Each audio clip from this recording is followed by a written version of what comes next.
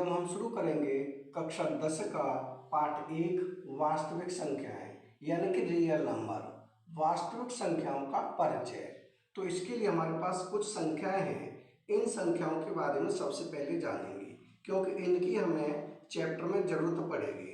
तो सबसे पहले है प्राकृतिक संख्याएं, यानी प्राकृतिक संख्या कौन सी होती हैं। प्राकृतिक संख्याओं को नेचुरल नंबर कहते हैं और इन प्राकृतिक संख्याओं को n से लिखते हैं, यानी वे सभी संख्याएं जो 1 से स्टार्ट होकर अनंत तक जाती हैं वे सभी प्राकृतिक संख्याएं कहलाती हैं।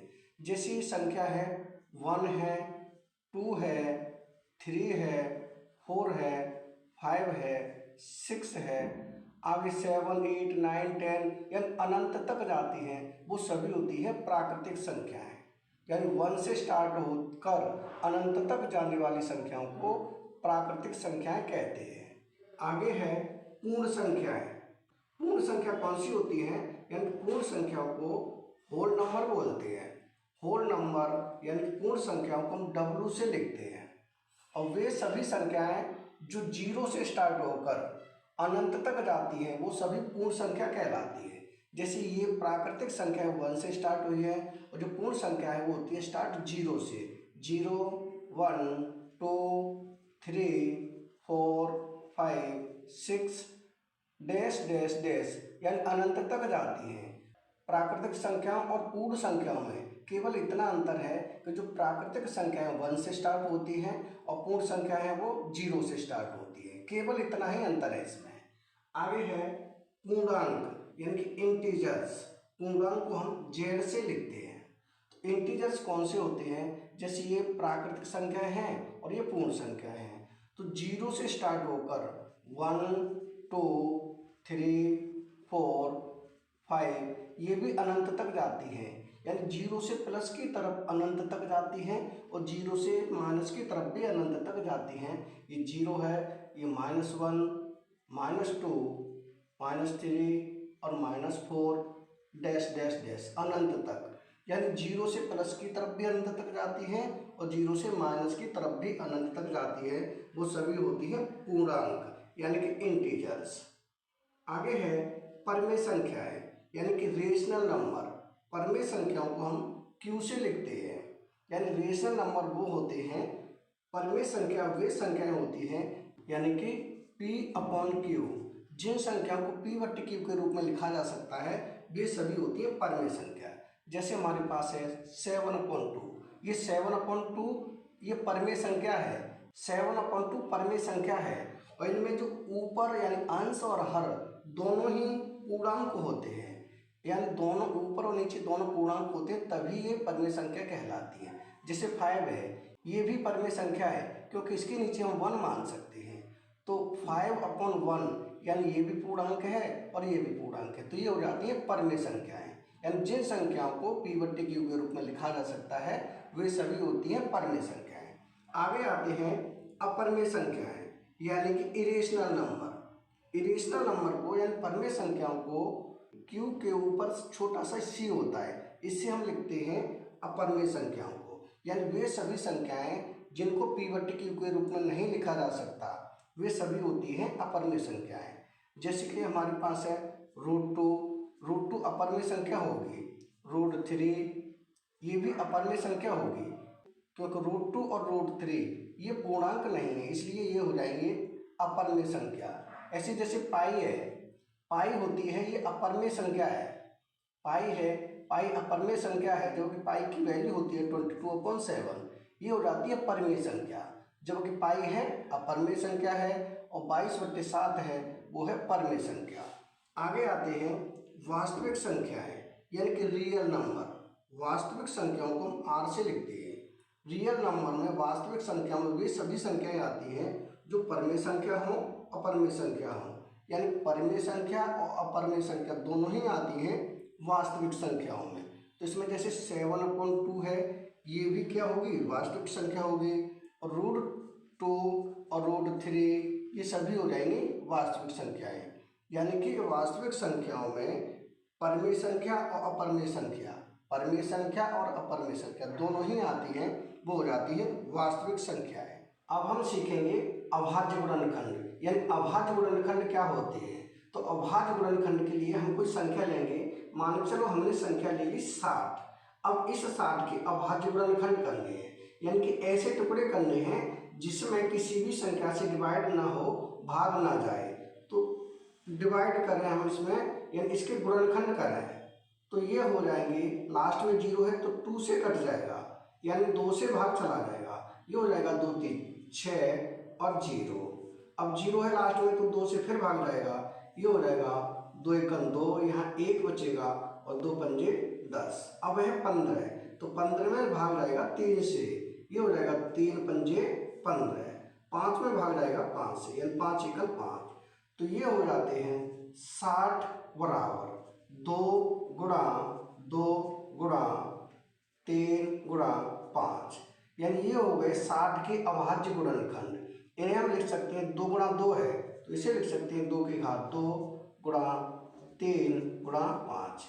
ये इस रूप में भी हम लिख सकते हैं। ये हो जाते हैं अभाज्य गुणनखंड, यानी ये हो गए 60 के अभाज्य गुणनखंड। अब हम एक संख्या और लेते हैं, मान लो चलो हमने ले लिया 70। अब इस 70 के अभाज्य गुणनखंड करने हैं, तो इसके हम गुणनखंड करें। 0 है तो 2 से कट जाएगा यह, यानी 2 3 6, 1 बचेगा, 2 पंजे 10। अब इसमें भाग जाएगा 5 से, तो ये होगा 5 सत्ते 35। 7 में किससे भाग जाएगा, 7 से ही जाएगा, तो ये हो जाएगा 7 एकम 7। यानी कि जो 70 के गुणनखंड होंगे वो हो जाएंगे 2 गुणा 5 गुणा 7। ये हो गए 2 गुणा 5 गुणा 4 गुणा 7। ये हो गए 70 के अभाज्य गुणनखंड। इस तरह से हम अभाज्य गुणनखंड निकालते हैं।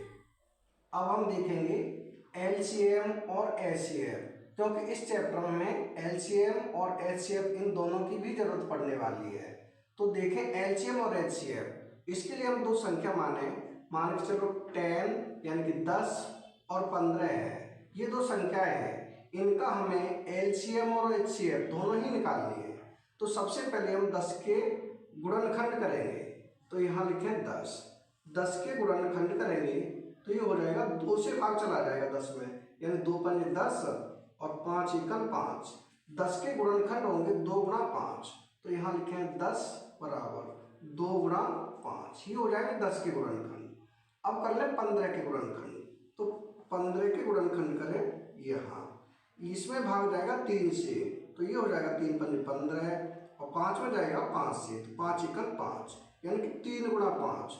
तो 15 के जो गुणनखंड होंगे वो होंगे 3 गुणा 5। ये हो जाएंगे 15 के गुणनखंड। अब सबसे पहले तो हम फाइंड करें एचसीएफ, यानी कि एचसीएफ निकालेंगे, तो यहाँ निकालें एचसीएफ। एचसीएफ क्या होगा, जो दोनों संख्याओं में हो वही एचसीएफ होगा। तो 2 × 5 यहाँ है, यानी 2 गुणा 5 यहाँ है और 3 गुणा 5 यहाँ है, तो दोनों में क्या है 5 है, यानी 5 यहाँ भी है 5 यहाँ भी है, तो इसका जो एचसीएफ आएगा वो हो जाएगा 5। ये तो हो जाएगा एचसीएफ। अब निकालें एलसीएम। एलसीएम कैसे निकालेंगे, जो दोनों में है उसे लिख लें, यानी उसका एचसीएफ लिख लें, 5 है तो 5। अब क्या बचा, जो भी बचा उसे भी लिख लेंगे, यानी 2 यहाँ बचा 3 यहाँ बचा, तो ये लिखेंगे 2 गुणा 3। ये हो जाएगा 5 10 और 10 दिया 30। 30 निकल के आया, ये हो जाएगा हमारा एलसीएम, यानी एलसीएम हो जाएगा 30 और एचसीएफ हो जाएगा 5। ये हो जाता है एलसीएम और एचसीएफ। अब एक संख्या और ले हम कोई सी भी, मान के चलो हमने ले लिया 20 और 25। 20 और 25 का भी हमें एलसीएम और एचसीएफ दोनों ही निकालने हैं। तो 20 के गुणनखंड करें, पहले 20 के गुणनखंड करें यहाँ, तो इसमें भाग जाएगा, तो इसमें भाग जाएगा 2 से, ये हो जाएगा 2 एकम 2 और ये 0।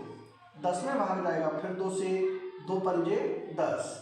अब 5 में भाग जाएगा 5 से, यानी 5 एकम 5, यानी 2 गुणा 2 गुणा 5। ये हो जाएंगे 20 के गुणनखंड। तो यहाँ लिखें 20 बराबर 2 गुणा 2 गुणा 5। ये हो गए हमारे 20 के गुणनखंड।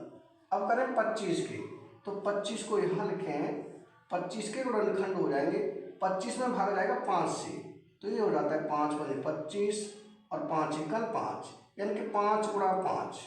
ये हो जाएगा 25 के गुणनखंड 5 गुणा 5। अब हम निकालें HCl, तो HCl क्या होगा, जो दोनों में हो वही HCl हो जाता है, यानी 5 यहाँ भी है 5 यहाँ भी है और 2 इसमें है तो 2 इसमें नहीं, 5 इसमें है दूसरा तो इसमें नहीं है, तो इसका HCl हो जाएगा 5। अब निकालेंगे LCM, LCM हो जाएगा, जो दोनों में है उसे लिख लो, तो 5 है और क्या बचा, 2 ये बचा 2 ये बचा 5 ये बचा, तो ये हो जाएगा 2 गुणा 5। इनका करेंगे गुणा, यानी 2 पंजे 10, 10 दूनी 20 और 20 पंजे 100, ये हो जाएगा 100। HCF निकल के आएगा 100 और HCF निकल के आएगा 5, ये हो जाते हैं LCM और HCF। इस वीडियो में बस इतना ही। अगर वीडियो पसंद आए तो लाइक और कमेंट जरूर करें। नेक्स्ट वीडियो में फिर मिलेंगे नए क्वेश्चन के साथ। Thank you.